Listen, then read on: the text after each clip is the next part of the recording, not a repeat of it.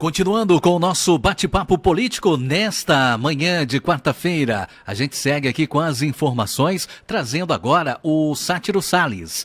Servidores do Judiciário resistem ao trabalho presencial. A briga está na CNJ, o Conselho Nacional de Justiça, ao apontar que, sem a presença dos servidores e magistrados, o ritmo processual pode se tornar ainda mais lento. O esvaziamento de comarcas e fóruns é uma grande realidade em todo o país, gerando prejuízos para jurisdicionados. A informação com Sátiro Salles. A volta dos servidores do Judiciário ao trabalho presencial tem gerado uma polêmica e colocado em lados opostos entidades sindicais e o Conselho Nacional de Justiça, o CNJ.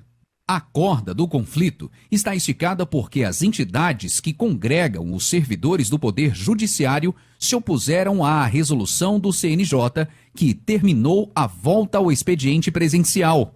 A medida deveria ser cumprida a partir da última sexta-feira. Os relatos colhidos pelo Conselho Nacional de Justiça apontam que fóruns estão esvaziados em todo o país. A exemplo do que acontece na sede do Fórum Clóvis Bevilacqua, em Fortaleza. O cenário leva inevitavelmente ao atraso no julgamento de processos, gerando prejuízos para quem precisa ou depende de uma decisão judicial. Uma reportagem do jornal O Estado de São Paulo, edição desta terça-feira, mostra que advogados não encontram juízes e denunciam processos paralisados, além de uma longa espera para uma audiência provocada também pelo atraso de magistrados às varas para as quais estão designados. Os servidores do Judiciário representam a única categoria de trabalhadores que se opôs à volta do trabalho presencial. Com informações da área da Justiça, Sátiro Salles. Impressionante essa notícia, viu, Sátiro e ouvintes? Ora, uma das atribuições do Conselho Nacional de Justiça, gente, é zelar pela eficiência na prestação dos serviços do Poder Judiciário. Essa decisão foi tomada em novembro do ano passado e levou, claro, em consideração várias análises feitas pelos membros do CNJ. Então não cabe aqui juízes, funcionários do tribunal, ninguém ficar questionando essa decisão e principalmente questionar, ir para a justiça ou querer renegar uma decisão que é fortíssima, levando em conta o seguinte: o que é que justifica... Eu queria que alguém me explicasse o seguinte: o que é que justifica os servidores do Poder Judiciário não retornar ao trabalho presencial 3 anos depois da pandemia? O que explica, por exemplo, que os servidores do Legislativo, do Poder Executivo, todos os empregados da chamada iniciativa privada, todo mundo já está de volta ao trabalho? E por que os senhores funcionários dos órgãos do Poder Judiciário não podem retornar? Tem que estar ainda no trabalho presencial. Eu vi algumas justificativas, olhando aqui nas matérias, dizendo o seguinte: olha, há servidores reclamando de eventuais prejuízos à rotina que a volta ao trabalho presencial poderia causar. Outros argumentos, pasmem aí, que durante o trabalho remoto passaram a ter uma vida muito organizada no exterior.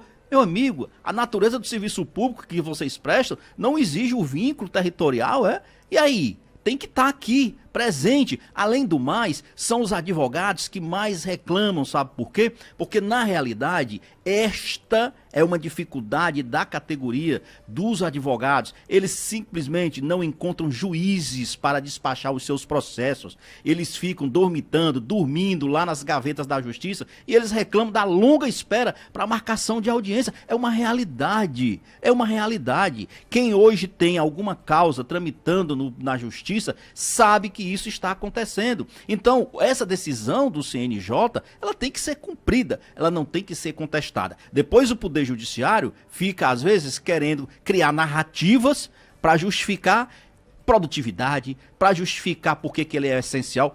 É essencial, sim, mas precisa mostrar isso na prática, não é só na teoria não, Marcos. E agora a gente vai falar sobre a Enel, jornalista Beto Almeida. Vamos falar sobre a Enel, sabe por quê? É interessante. A Enel, ela conseguiu finalmente uma unanimidade na Assembleia Legislativa. Foi difícil porque há quanto tempo não se solicitava, não se pedia uma investigação mais aprofundada sobre o contrato de concessão, né, que deu o poder de controlar a distribuição de energia no estado do Ceará, que hoje é a empresa Enel, há muito tempo. Pois quando eu digo unanimidade, os 46 deputados estaduais finalmente assinaram um requerimento para a instalação da CPI da Enel aqui na Assembleia Legislativa. Olha, a Enel, como todos já sabem, já foi divulgada, ela já manifestou interesse em se desfazer das operações aqui no estado do Ceará. Ela já está aí trabalhando, inclusive, no mercado, sem divulgar, mas em busca de outras empresas interessadas em comprar esta concessão. Ainda assim, esta decisão da Assembleia Legislativa, ela tem um peso, porque ela vai finalmente se debruçar sobre o contrato que foi feito de concessão do serviço de energia aqui no estado do Ceará, e isso, naturalmente, vai pegar ainda numa fase final, mas ainda assim poderá contribuir para rever de forma mais criteriosa, de forma mais, vamos dizer assim, mais clara, como ficará a nova empresa que vier a assumir a distribuição de energia aqui no estado do Ceará. Então terá um papel político preponderante, antes tarde do que nunca. Para isso, claro, Marcos, vai ter que cumprir ainda algumas etapas. Tem as 46 assinaturas, mas não significa que isso já será automática, a instalação dessa comissão parlamentar de inquérito. Primeiro porque vai passar pela Procuradoria da Assembleia Legislativa, que vai dar o seu parecer jurídico, que vai apresentar se o requerimento, se os argumentos técnicos utilizados pelos parlamentares e jurídicos estão dentro realmente da legalidade,